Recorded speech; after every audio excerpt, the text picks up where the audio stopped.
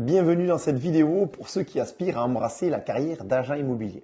Alors vous êtes nombreux à vous interroger sur le meilleur chemin à emprunter pour réussir dans ce secteur. Est-ce que vous devez rejoindre une agence immobilière traditionnelle ou vous lancer dans l'aventure en tant que mandataire? Alors c'est une décision cruciale qui peut définir en fait toute votre carrière. Je comprends vos hésitations, comme beaucoup, vous avez peut-être été séduit par les promesses d'un ami ou d'une connaissance, vous assurant que vous avez ce qu'il faut pour réussir. Mais la réalité du métier peut être bien différente des attentes. Et sans un accompagnement adéquat, le risque d'échec est réel. Alors aujourd'hui, nous allons décortiquer ensemble les opportunités et les défis de chaque option.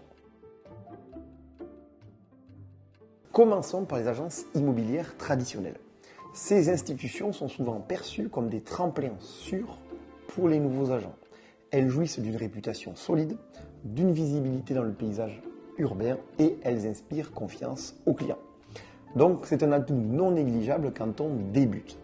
En agence, vous pourriez voir vos premiers revenus arriver plus rapidement. Vous bénéficiez de la notoriété de l'agence et les clients sont plus enclins à vous confier leurs projets immobiliers. Vous avez également l'avantage d'avoir des clients spontanés qui franchissent la porte de l'agence ou qui décrochent le téléphone pour demander de l'aide. Mais ce n'est pas tout. Travailler en agence, c'est aussi avoir accès à un réseau de collègues. Des collègues qui peuvent devenir des mentors, des alliés ou des sources d'inspiration. Vous apprendrez à leur côté, profiterez de leur expérience et vous pourrez même partager des mandats.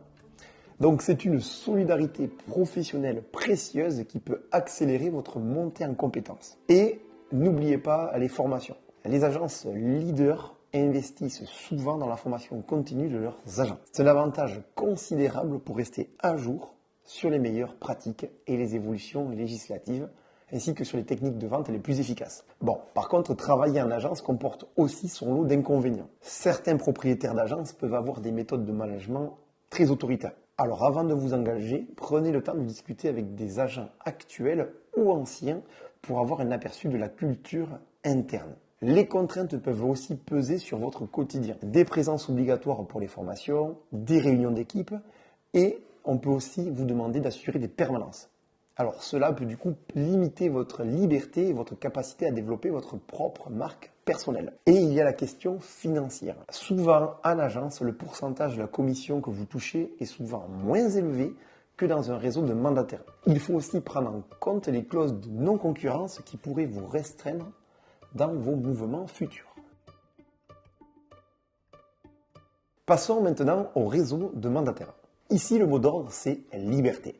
Liberté de gérer votre emploi du temps, liberté de choisir vos méthodes de travail, liberté de construire votre portefeuille client. Et cette liberté se reflète aussi dans vos revenus. La majorité de la commission, c'est pour vous. Mais cette liberté-là a un coût, l'isolement. Sans bureau fixe, sans collègues pour partager les succès et les échecs, la solitude peut devenir un adversaire redoutable.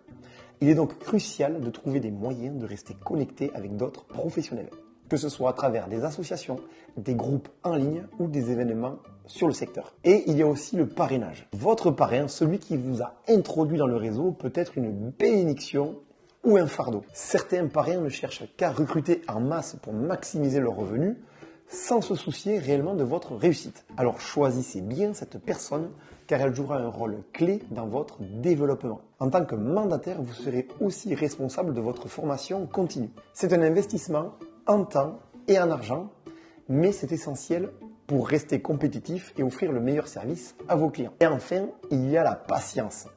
Construire votre réputation, gagner la confiance des clients, se faire un nom, tout ça, ça prend du temps.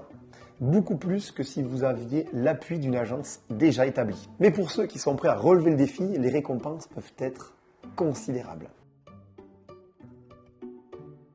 Quelle est la meilleure option? Si vous avez déjà une expérience entrepreneuriale, si vous avez un réseau solide, si vous êtes prêt à investir dans votre formation et à relever le défi de l'isolement, alors le réseau de mandataires pourrait être votre voie. Mais si vous êtes nouveau dans le monde de l'entreprise, si vous avez besoin de structures, de soutien et de formation, alors une agence immobilière pourrait être le meilleur choix pour démarrer. Vous pourrez y gagner en expérience, en crédibilité et en compétences avant peut-être de voler de vos propres ailes. N'oubliez jamais que l'immobilier est un marathon.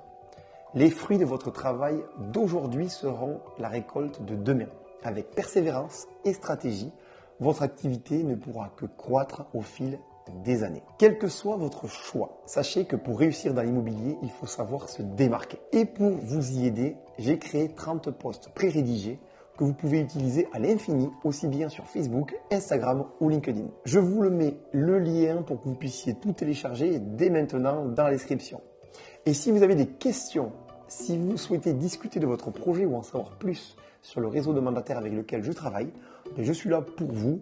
Prenez rendez-vous pour une conversation téléphonique. Je vous mets le lien Calendly, comme ça on pourra discuter ensemble. Et on pourra explorer les possibilités et bâtir du coup les fondations solides pour votre réussite dans l'immobilier. En tout cas, merci de m'avoir suivi dans cette exploration du monde de l'immobilier.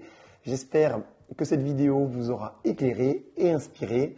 Surtout, n'hésitez pas à partager, à commenter et à vous abonner pour ne manquer aucune des futures vidéos.